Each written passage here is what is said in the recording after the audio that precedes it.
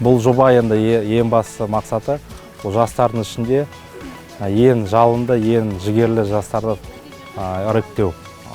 Жас маманмен қалай оларды болашақта өсіру керек, қандай жобаларын қолдау керек.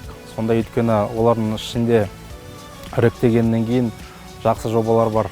Енді ойлаймын, осы жобаның шеңберінде бізде бірнеше жақсы жобалар болады деп ойлаймын. Көп кезде мамандар көрінбей қалады. Ішінде ойлары болады неше түрлі, бірақ оны айта алмай қалады. Жобалардың арқасында сол жастармен бірге топ-менеджерлер тікелей байланыс орнатуға болады. Осындай жобаларды жалғастыру керек жыл сайын.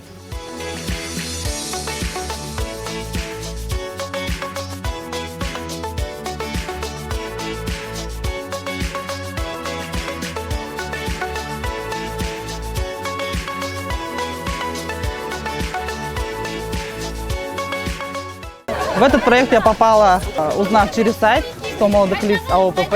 До этого я тоже участвовала в региональных и республиканских форумах КТЖ. 100 молодых лиц – это открывает новые возможности молодым работникам для повышения по карьерной лестнице, квалификации, новые знания. Он открывает новые границы, обмен опытом. Я думаю, новые знания – это всегда хорошо. Жоба басталғалы тек қана жақсы жақтарын көріп жатырмыз. Мен алғаш рет тренингтер өттім, бұған дейін өтпегем. Өте қатты ұнады. Қанша адамдармен таныс болдық, қанша адамдардың идеяларын, ойларын тыңдап, өте тамаша. Енді тек қана позитивтамыз.